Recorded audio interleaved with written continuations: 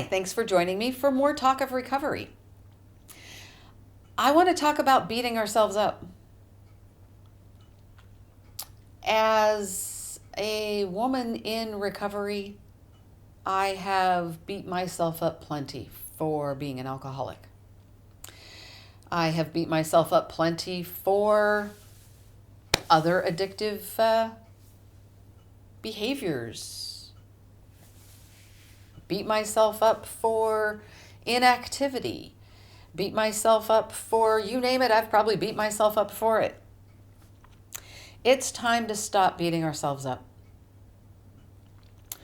We come into this life to basically get our asses handed to us, to take on wounding and trauma, and then in the process of living our lives, learning how to heal and grow and expand and find self-love.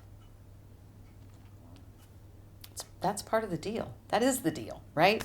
So why is it that so many of us, especially those of us that are in recovery or in active addiction, that's what we do. We beat ourselves up. We take the brunt of any punishment that we can dish out. It's time for it to stop. I have come to realize for myself that if I stay neutral, if I don't have an opinion, if I don't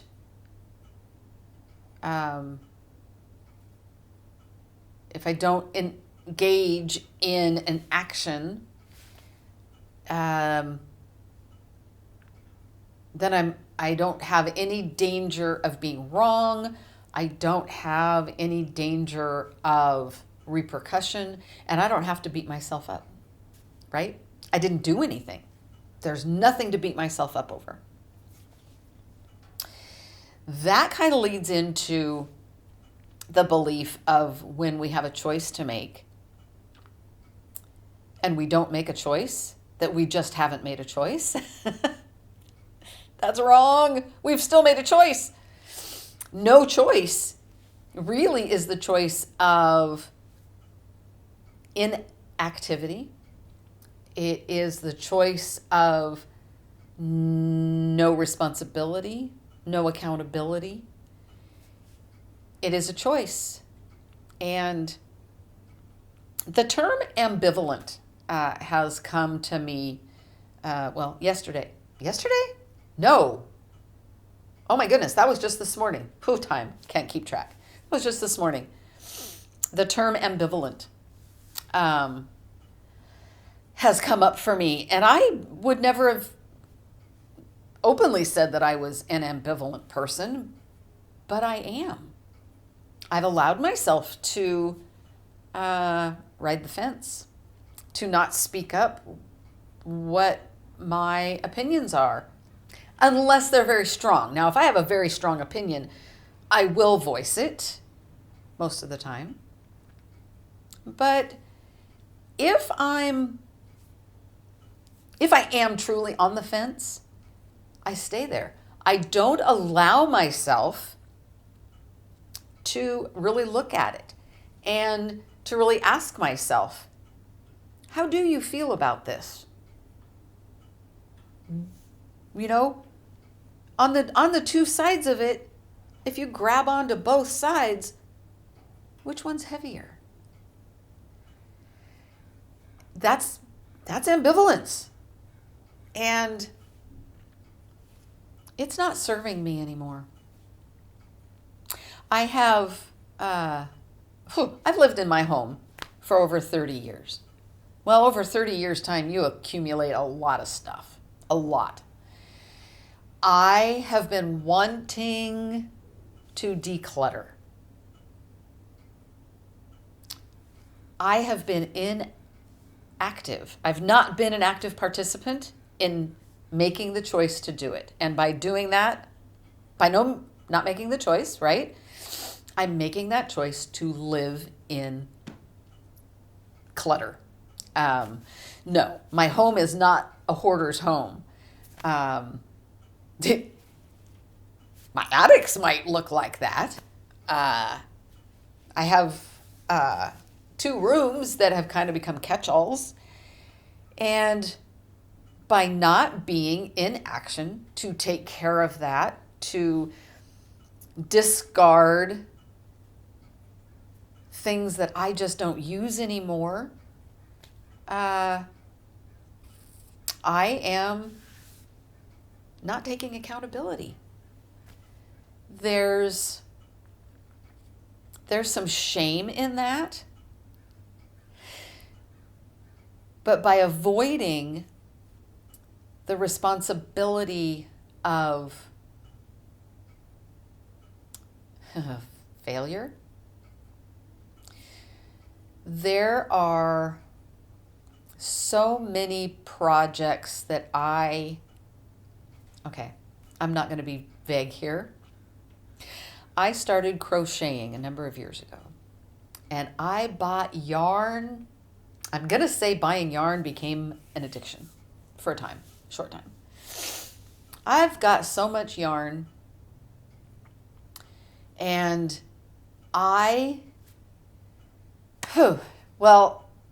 so I keep putting off getting back into crocheting because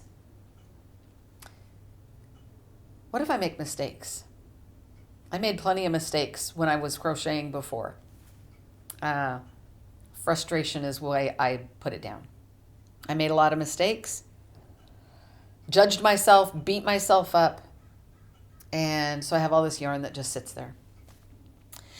If I go to that yarn and I have to make a decision, am I going to crochet again, or am I going to give this yarn away? I have to take accountability and I have to take responsibility. And I can see me beating myself up. Doesn't matter which decision I make, I'm going to beat myself up over it. It's time to stop beating myself up. It's time to stop beating yourself up.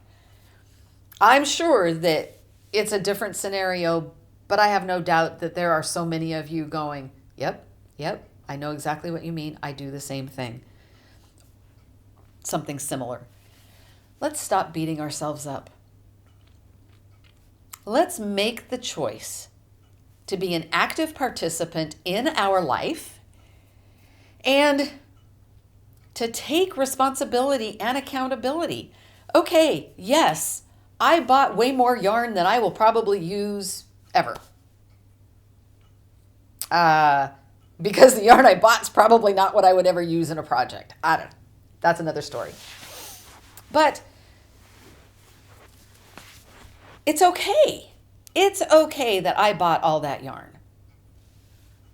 If I make a choice and I get myself into action, I can use part of that yarn and I can give part of that yarn away to somebody who else will use it. Why does it need to just sit in my home? It doesn't. So I am right now making the choice to pick up crochet again and give it another try. I want to give it a try and see if this is something that still interests me. Or can I just say, thank you, I learned a lot, and I'm done. And with gratitude, I say goodbye. That's a choice I'm making today, and I'm going to do that. Sewing. I took up sewing for a little while, and I bought so much fabric. What I was making, well, it doesn't matter. I'm not going to go there.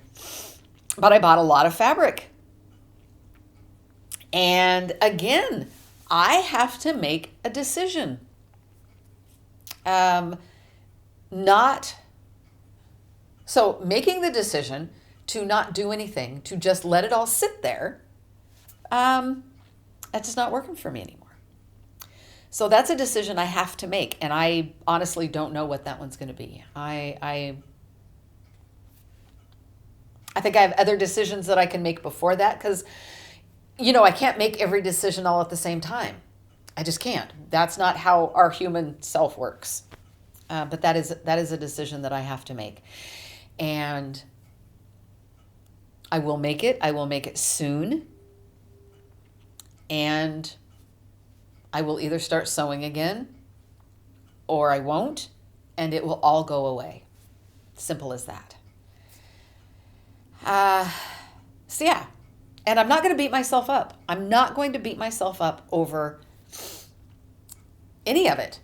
The fact that it's just been sitting there, the fact that I haven't been able to make the choice, the fact that I've been overwhelmed, I'm not going to beat myself up. I am going to recognize that I've been overwhelmed. I'm going to recognize that I have chosen a path of submissiveness. I've been very submissive in parts of my life, and I'm not going to do it anymore. I am going to step out of that role of, what's that word? Ambivalence. Yes. I'm going to step out of that role of ambivalence, and I am going to start actually making choices. Real choices, real decisions that I have to follow through on. And if it's a slow process, then it's a slow process. If I can do it quickly, I can do it quickly. Letting go of judgment, self-judgment, is really, really part of my journey this year. That just reminded me, at the beginning of each year, I choose a word. I write down a bunch of words, positive, high vibrational words. I write them all down. And then I take their energy in a hand and I see which is heavier. And when I did that this year, I had 2 words: encouragement and gratitude. Now, when I did that, I really thought encouragement was that I was supposed to be encouraging 2 other people. But what has just come to me is that encouragement also gets to come to myself. I get to be encouraging to myself to take that active role in my life. Yeah. And gratitude is something I feel, but I don't practice. And I don't know if that makes any sense to anybody else, but for me, practicing gratitude is really about carrying myself in dignity and in humility. I think sometimes I feel gratitude, and I can, in a very convoluted way, twist that around into being undeserving of that.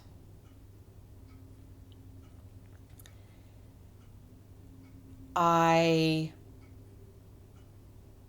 attribute that to my alcoholism. that because I am alcoholic, even though I'm in recovery, I'm in recovery. I'm in strong recovery. There's still judgment. And how can I feel so grateful when I was so awful? Well, I'm not that person. And even though I had awful behavior, that doesn't mean I was an awful person. I was in my wounding. I was in my addiction. And while I hurt people, I have made amends, and I continue to this day with living amends to not repeat those behaviors. And it's way past time to let go of that judgment. And I really thought I had. But as I was talking, no, there is still judgment there, and there might be for the rest of my life. This might be one of those ongoing things that pops up, and I have to what's that word? Oh my goodness. I'm so sorry. I have gone completely blank. Reinforce. I have to reinforce. It's so funny. I had to actually see a pair of blue jeans and patching the knee. You're reinforcing the knee. That's so funny. Anyway, boy, that threw me out. So, yes, there are times we can heal behaviors, we can heal wounding, and there are times where we fall back into it and we have to reinforce that healing. We have to reinforce that vibration of self-worth. We have to reinforce our self-worth, our self-love, our humility. Yeah, and that's okay. That's just part of this journey of life, part of the spiritual journey, because we can't be on a linear plane with anything. That's not how it works. We certainly don't want to be on a downward slope. But even when we're on an upward, we still slip and we go back. And we go up and we slip. That's how it's supposed to be. Because if we didn't have those slips, how could we have gratitude for all of the gain that we make? So, beating ourselves up keeps us in that downward slide. So we're trudging along, we're moving along, and it's not linear. We're either stepping or we're climbing, and yes, we trip and we fall and we slide back. But we don't need to punish ourselves for that. It doesn't matter why we tripped and fell. It doesn't matter why we slid back. It doesn't matter if someone else triggered us. It doesn't matter if we made a choice that was not in our best interest. That doesn't mean it was wrong. It means we had a lesson to learn. And through all of the down turns, spirals, the down slides, there's always lessons. And if we're not beating ourselves up, that opens us up to recognizing the lesson and finding the solution, embracing the solution. Sometimes it's not even a matter of finding the solution. Sometimes we knew the solution the whole time. We just didn't want to see it. And when we're beating ourselves up, we're not going to see it. When we're beating ourselves up, we stay in that low vibration. When we're beating ourselves up, we're really fighting off solutions. We're fighting off higher vibrations. We are grabbing on to fear and self-loathing, self-destruction, those things that just don't serve us well. And everyone deserves grace. And I believe that if more of us could stop beating ourselves up, give ourselves some grace, and really allow ourselves to learn the lessons that we are presented with.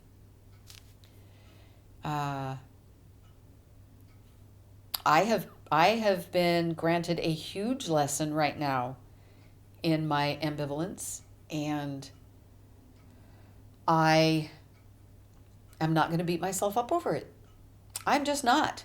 I don't even know that it matters so much why or how I became that way. Spirit will let me know if there is some healing that I have to do, or if this is just a matter of recognizing it and changing the behavior. There's almost always healing to do in there, but I'm talking about really deep healing. Right now, I don't know.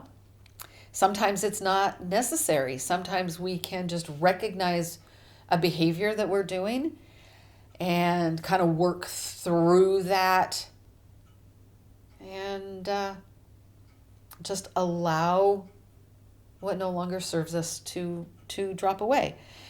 I'm hopeful that that's this case, but probably not. There's probably some wounding in there that I'm going to have to work on, and I might need help with this in a healing. I don't know. We'll find out. So,